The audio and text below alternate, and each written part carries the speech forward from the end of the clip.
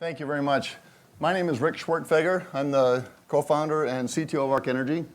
I usually like to get up and tell a joke, but I have 7 minutes, and all my jokes are longer than 7 minutes. So I figured I'd just make a joke about my name, but that's too long, too. So we'll just dive right into it. Clicker here, right? So everybody has a cell phone. Most people have cell phones. How many of you have a scratch or a broken screen on your cell phone? Anybody? Probably quite a few of you, or maybe your kids do. Kids are famous for breaking cell phones.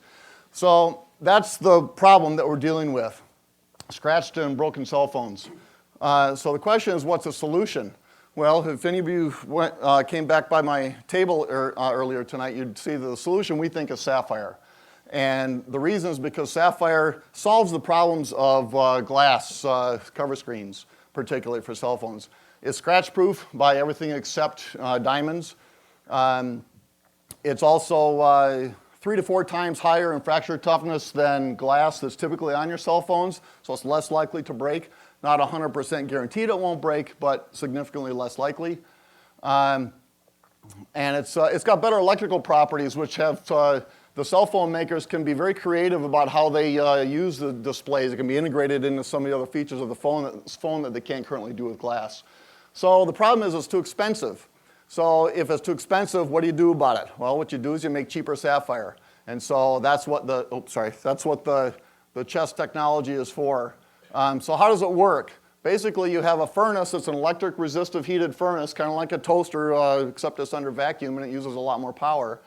And the furnace is, you put a seed crystal into the furnace, and then after the seed crystal, you pile up some raw material, which is high purity aluminum oxide, and then you start melting at a very high temperature. It's kind of like making ice cubes using water in the liquid state and then refreezing it, but in this case, the freezing point is 2040 degrees Celsius. So you continue to melt until you get the seed partially melted, and then you refreeze it from the bottom to the top. And if you've done all this correctly, and you've done it under the right conditions with the right equipment, now you end up with what you saw a picture of back there, which is the largest sapphire crystal in the world. That crystal is 302 kilograms, is 664 pounds, and we produced that in April of this year. That was an interesting feat to do, but what was even more important was that we were able to do it a second time and a third time. So that's the big news that we were excited to share. So the challenge we have is, how are we different? Some of you may know there's another company in New Hampshire that very famously has unfortunately gone bankrupt in the last year after a deal with Apple didn't go so well. That company was in a very similar type of industry with the same type of material. So we get asked a lot, how are we different? And the answer to that is that we have very innovative hardware that allows us to take care of the thermal and the chemical environment inside the furnace, and that's very, very critical, and we have some very unique features to do that. We also have what's called an auto probe, and the auto probe is used to know exactly what's going on inside the furnace at all times. Our furnace is very low power, and we use reusable crucible and several other methods that allow us to have a very, very low cost process to grow such large crystals.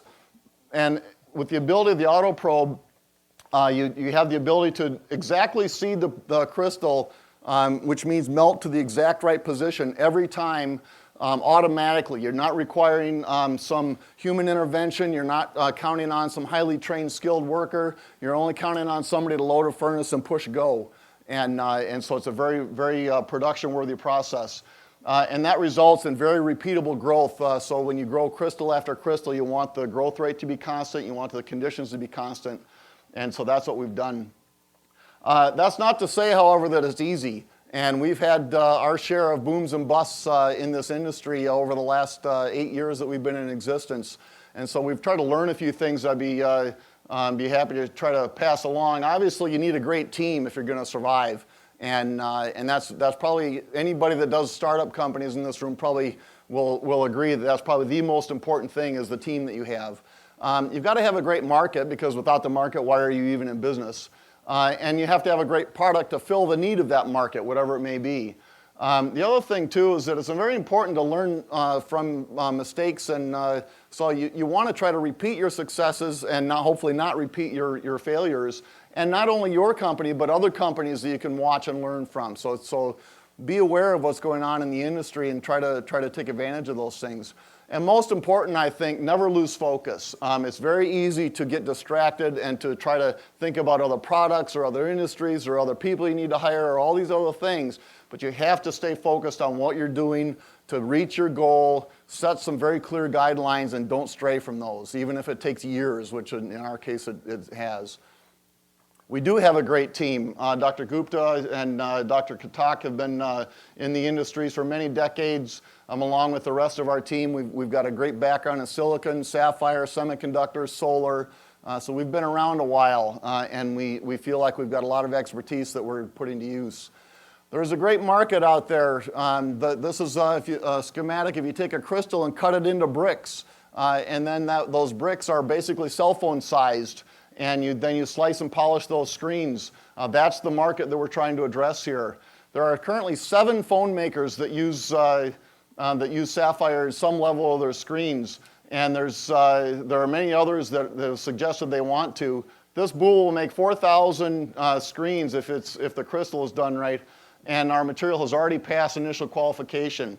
The key thing is the market size. The market is a $1 billion cell phone market every year. And if only 30% of those cell phones convert to sapphire, you'll find that even if Arc Energy would only get 30% of that market share of the 30% of phones, there's still a 6,000 furnace market. 6,000 furnaces is $1.5 billion of revenue in 3 or 4 years. For a small company, that's a big deal. So we're really excited about this. We have to continue to lower the costs. The market needs $10 per millimeter material.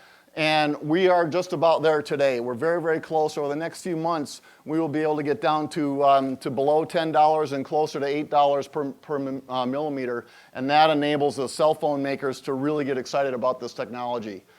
So there's a lot of local benefit that we're really excited about. We create a lot of jobs locally for every job that we have at Arc Energy. And they're good paying jobs, good technical jobs. And we're really excited to help the community that way. In summary, I'd just like to say that sapphire does solve a problem that is in the real world that consumers really have. We have a great team, we've got a great technology, we've got a great potential market, and our solution is because we have the largest boules at the lowest cost, and that's going to really be the engine that can drive sapphire into your phone screens tomorrow. So I appreciate your time, and check us out on our YouTube video and our Facebook page and all those other cool things. Thank you.